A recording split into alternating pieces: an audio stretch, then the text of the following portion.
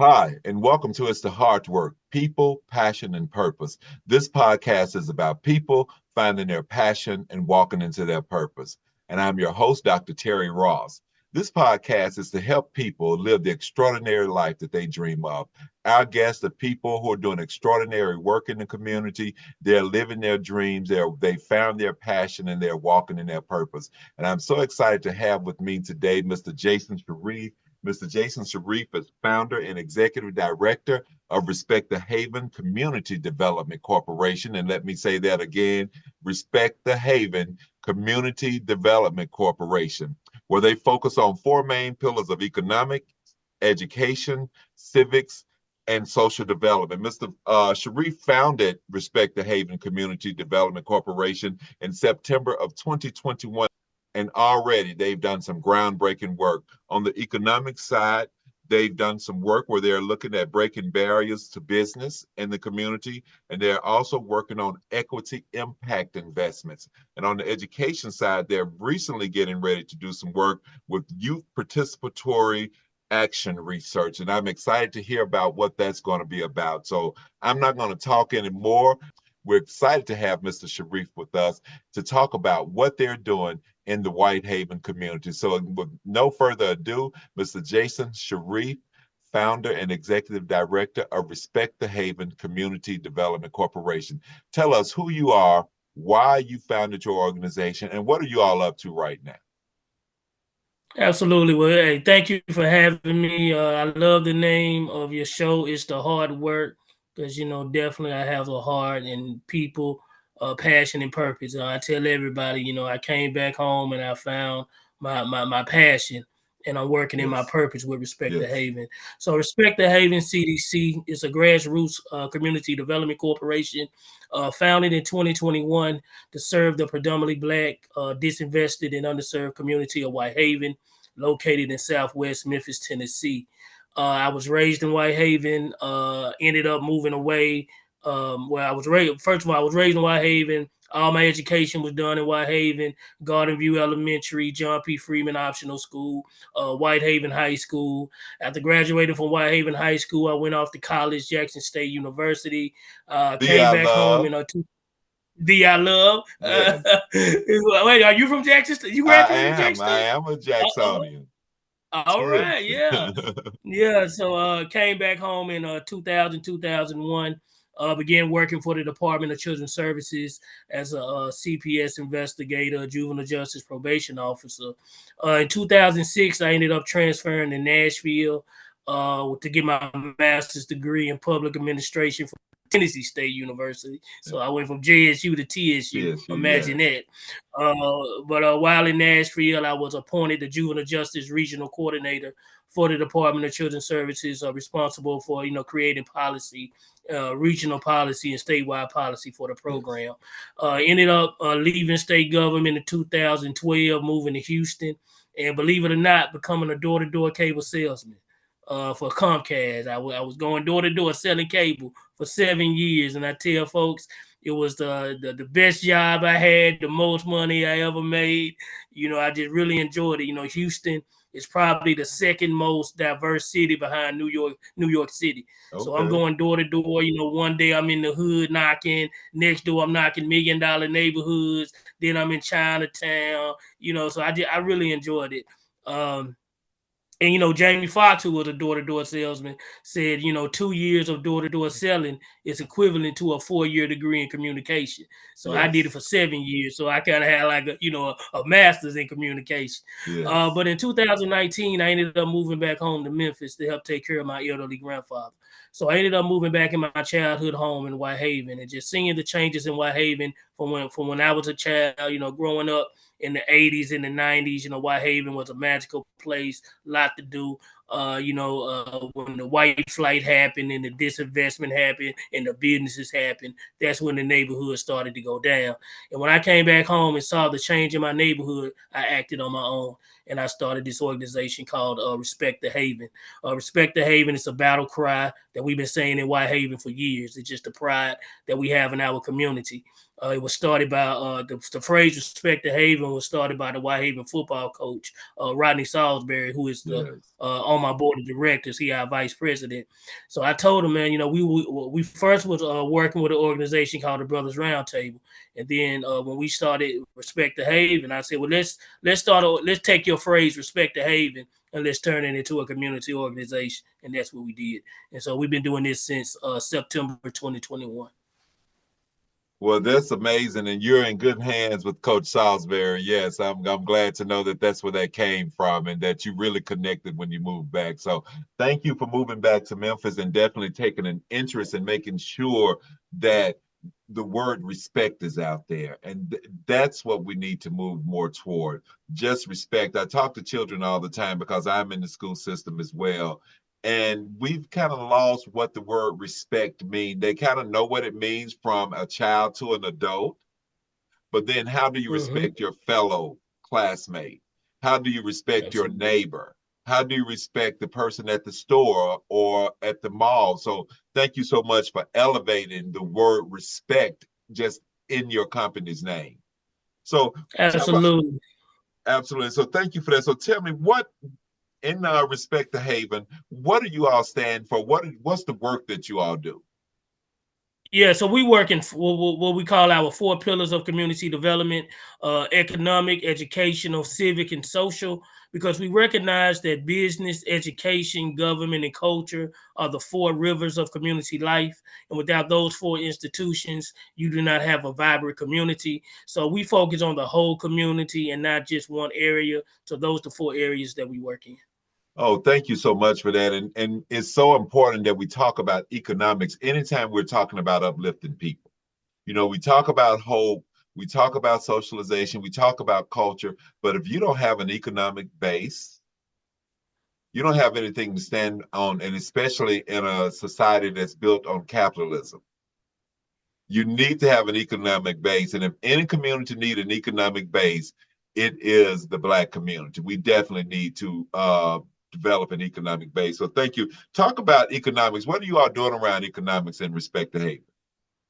Absolutely. Like you said, economics is really like Dr. Claude Anderson says, it's the first floor of community development. So you Yes. definitely, any community development that you do, you got to have a strong economic base. So, Respect the Haven, we're unique in regards to a lot of Black communities. We're different because number one, we have Fortune 500 companies in Whitehaven like FedEx, Smith and Nephew, Medtronic, and then we also have our small Black businesses. We actually have the most Black owned businesses in the city.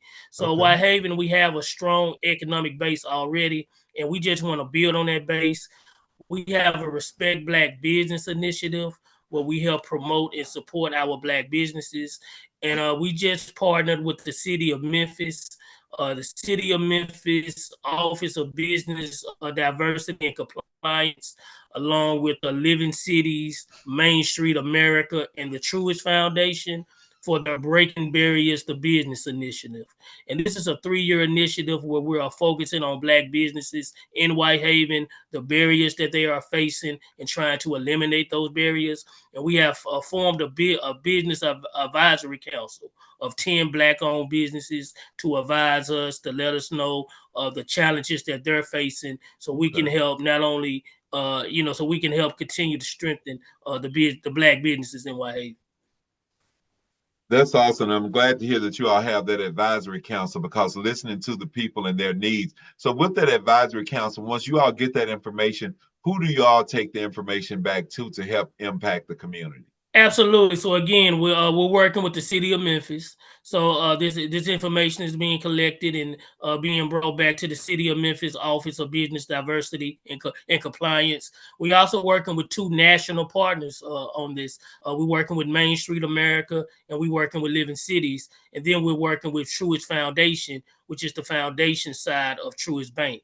And again, also eventually we would like to identify economic development project doing Whitehaven, which will be funded by the Truist Foundation. That's awesome. Thank you for sharing that. So let's move on to education. Talk to me about what are you all doing to support education in the Whitehaven community? Absolutely. Education is very important. We believe that strong schools make strong communities, and without strong schools, you don't have a strong community. Many families move into neighborhoods based on the quality of the schools in their neighborhood. Now, of course, Whitehaven, we're the home to the high school powerhouse, Whitehaven High School, Dr. Hunter. Over Yes. 10 billion. Over $1 billion in scholarships in the last 10 years. So we work with our schools in Whitehaven. Speaking of Whitehaven High School, I sit on Whitehaven Empowerment Zone Leadership Council. Now, these were 5 schools was placed under Dr. Hunter's executive leadership to prevent them from being taken over by the state. Mm-hmm. And so the Whitehaven Leadership Council, we meet once a month with all the principals, the community, the leadership, the principals of these schools, just to hear their challenges and what they're going through. So that's one way that we support our schools. Of course, I'm a alumni of Whitehaven High School. I'm not afraid to say my age, class of 1996. And so again, with Whitehaven being a predominantly black community, of course we focus on the black community. We have an initiative on our educational development work called Respect Black Education.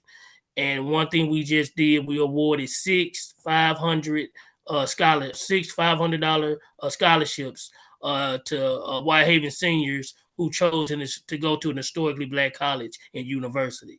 With me being a graduate of Jackson State University and Tennessee State University, I understand the importance of historically black colleges and universities. So we wanted to, award Whitehaven seniors who was going to HBCUs. So, another way that we work in helping support our schools, 60% of the factors that affects a child attendance, behavior, and course performance happens outside of the classroom, happen outside of the school. So Respect the Haven, we want to address those community factors that keep our students from coming to school engaged and ready to learn. So we were hearing from teachers and parents that students were missing school because they didn't have clean uniforms or they didn't have any uniforms at all. And so what we did was we purchased $2,500 worth of school uniforms to divide upon amongst the schools in the Whitehaven Empowerment Zone, just to eliminate one reason why our kids don't go to school. Another thing, we're dealing with a huge homeless population. Our students and our families are facing unstable housing. They're doing what we call couch surfing. Some are even, living in cars. So, we try to help find housing resources for them as well through our partnership with United Way Drive the Dream. Thank you for that. That's a lot. You all are providing wraparound services, it sounds like, in the community, because you're making sure that you support the economic base. You're making sure that you're supporting the youth in education. What else do you all have going on? You sound real passionate about education, and we know that if we don't have a strong youth base, that we don't have a strong future. I'm in schools here in Memphis, and I know the future is looking very bright because we have some dynamic things going on. Beyond uniforms, what else are you all doing to support the youth and education in the Whitehaven community? Yeah, yeah, definitely. I have, a passion for children and youth because I've been working with them for over, 20 years. Like I said, fresh out of college, I worked for the Department of Children's Services as a CPS case manager and a juvenile justice case manager in the field. Then as a juvenile justice regional coordinator in a central office. When I came back home in 2019, I actually became a teacher. I taught 6th grade social studies at Craigmont Middle School, and I taught during the pandemic. So my first year was, September 2019. And then, 6 months later, March 2020, the pandemic hit and we ended up going home, all the way until the fall and then coming back, teaching virtual. So, and then after that, I started the Boys and Girls Club at Westwood High School. I worked as a neighborhood organizer in Klondike, Smoky City, working with families and schools in that neighborhood. So, I just have such a rich background in economic and educational development. And I didn't know when I started Respect the Haven that I would become So, I knew we was going to work in educational development, but I didn't know we would come disinvolved, with the youth, because our office is actually located in the Southland Mall. So, you have a lot of young people who frequent the mall. And it just so happened, I started having a lot of young people between the ages of 18 to 24 just dropping in, saying they needed help with this, or saying they needed help with that. And so I started working with the group they call Opportunity Youth. And it just so happened that Respect the Haven, we just completed a 5-month youth participatory action research project with Shelby County government. And this was a project where, Memphis and Shelby County has the highest number of opportunity youth between the ages of 16 to 24 not working or in school. 45,000 of our youth between the ages of 16 to 24 are not working or they're not in school. And so Shelby County government wanted to do a study to find out better ways that they can connect these youth to economic and educational opportunities. So Respect the Haven was contracted as one of their local research coordinators. And we actually hired 4 youth researchers between the ages of 18 to 24 to go out and interview other 18 to 24-year-olds to find out, their challenges in finding economic and educational opportunities. And we actually about to present the findings of this study to Shelby County Mayor Lee Harris and other government officials this in the community this Tuesday night. Oh, And that's we'll awesome. respect that. Yeah, what Respect the Haven want to do is we want to take that data and turn it into our own opportunity youth program for 18 to 24-year-olds in the 38116, 38109 zip codes that we serve. That is awesome. I'm so glad to hear that. So that's exciting news that you all are doing all of this in the community. And with your background, Mr. Sharif, you could be doing a lot of things. And it sounds as if you're choosing to work in the community. You're choosing to work with youth. And it sounds as if you've done a lot of this work at a volunteer level. Why are you so passionate about youth and education? I mean, I know why we all are, but tell me your why behind it. And what are your plans to move forward with Respect the Haven Community Development Corporation? Well, absolutely. Again, I'm passionate about the youth, and it just troubles me to see so much youth crime and juvenile crime going on, and seeing so many of our young people, feel like they don't have any hope for the future, and feel like crime is the only way out. And so, that's where my passion comes from. Definitely, working in the community, working in the schools, and one thing is that I am now currently running for school board, District 7, which includes the Whitehaven area, South Memphis, Parkway Village, Oak Haven, and Hickory Hill. And it's my work in the communities, in the schools, being that advocate, knowing the concerns that our parents are facing, that our youth are facing. And I just want to take that community advocacy work and bring it to the school board. And I just want to take the communities, not only the community of Whitehaven, but the communities of South Memphis, Parkway Village, Oak Haven, Hickory Hill, all the communities of District 7. I want to amplify their concern, their voices, and be their representative on the school board and give them a seat at the table. Because working in this community work, we got to have somebody at the policy level who can who know the problems that the community is facing, and can also represent these community problems at the policy level and try to create policy to affect real change. And that's why I'm running for school board. Well, that's exciting news because what I see is that you're not just talking, you're taking action, you're moving it to the next level to really get in and impact policy.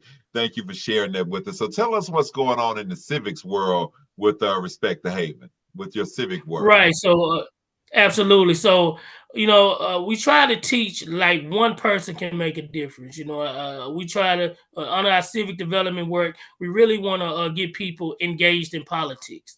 Again, so on our civic development, our initiative is respect. We call it Respect Black Power, meaning the power is in the people, and just respect your voice. Get involved. Know who we do civic during election time.